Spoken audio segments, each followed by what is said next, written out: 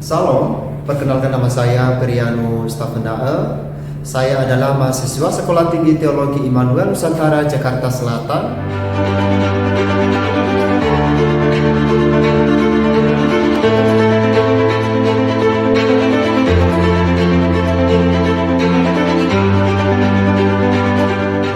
Pada kesempatan ini, kita membahas satu topik, yaitu eskatologi.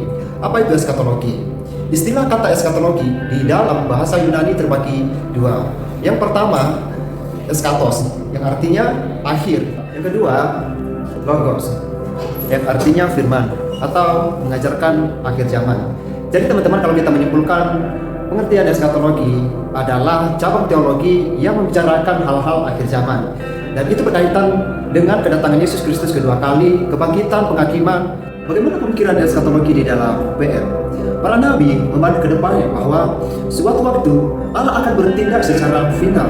Mereka yakin Allah tidak akan membiarkan kejahatan terus berkuasa, tapi Allah menghakimi orang fasik, menghukum orang jahat. Allah membebaskan orang benar dan memberikan kelepasan dan kemenangan bagi umatnya yang setia.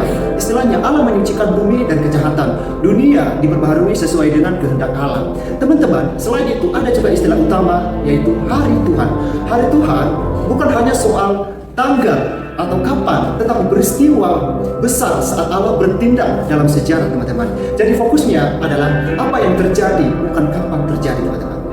Empat unsur-unsur yang sudah nyata yang kita pahami di dalam PB. Unsur pertama, teman-teman, kedatangan Kristus yang pertama ini berbicara tentang inkarnasi, kematian, kebangkitan, dan kenaikan. Melalui kedatangan Yesus Kristus, karya penebusan tuntas itu menandai mulainya zaman akhir. Kita lihat di dalam Ibrani 1 ayat yang kedua. Dan kebangkitan Yesus adalah tanda bahwa kuasa maut sudah dikalahkan oleh Yesus Kristus. Yang kedua, turunnya Roh Kudus di hari Pentakosta. Roh Kudus dicurahkan. Kita lihat di dalam Kisah Para Rasul 2 sebagai penggenapan nubuat. Yoel 2 ayat yang ke-28 sampai ke-32. Gereja lahir sebagai umat Allah yang hidup dalam kuasa zaman baru. Itu adalah masih berada di dunia yang lama. Ketiga, berdirinya gereja sebagai umat eskatologi. Gereja adalah tanda nyata dari kerajaan Allah yang sudah lahir, tetapi belum sepenuhnya digenapi. Bisa kita kenal kata not yet. Perjamuan kudus menjadi simbol nyata bagaimana menoleh ke belakang pada salib dan juga menantikan kedatangan Kristus kembali. Yang keempat, teman-teman, penggenapan janji keselamatan pribadi. Orang percaya sudah menerima jaminan dan sebagai literai bahwa hidup kekal sudah dimulai soal masa depan. Tetapi teman-teman, sudah dialami oleh orang percaya dalam keselamatan dan hidup baru. Jadi teman-teman, bisa kita simpulkan bahwa di dalam PB mengajarkan bahwa akhir zaman sudah dimulai dengan Kristus. Kedatangan pertamanya, kebangkitan, Pentakosta, lahirnya gereja, tetapi akan mencapai puncaknya pada kedatangan Kristus yang kedua kali. Dengan demikian teman-teman, kita hidup di masa sudah, already, tetapi belum, not yet. Sudah merasakan realitas zaman baru, tapi masih menantikan penyempurnaannya. Selain itu teman-teman, ada 4 kedatangan besar dalam Alkitab. Yang pertama, teman-teman, kedatangan Kristus yang pertama. Ini berbicara inkarnasi Yesus ke dunia, lahir sebagai manusia, mati dan bangkit. Teman-teman, kita lihat di dalam Yohanes 1 ayat yang ke-14, Lukas 2 ayat yang ke-11. Yang kedua, kedatangan Roh Kudus turun di hari Pentakosta untuk melahirkan gereja sebagai tempat orang-orang percaya. Kita lihat di dalam Kisah Para Rasul 2 ayat yang pertama sampai ayat yang ke-4, Yoel 2 ayat yang ke-28 sampai ke-32. Yang ketiga, teman-teman, kedatangan Kristus yang kedua kali.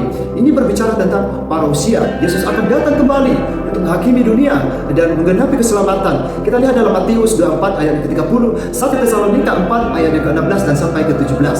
Yang keempat, teman-teman, kedatangan Kristus dalam kemuliaan kekal, langit baru dan bumi baru. Itu istilahnya final, menggenapi kerajaan Allah sepenuhnya, di mana Allah berdiam bersama umatnya dalam langit dan bumi yang baru. Kita lihat di dalam Wahyu 21 ayat yang pertama dan sampai ayat yang keempat.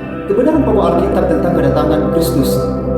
Yang pertama, teman-teman, kedatangan Kristus itu pasti akan terjadi.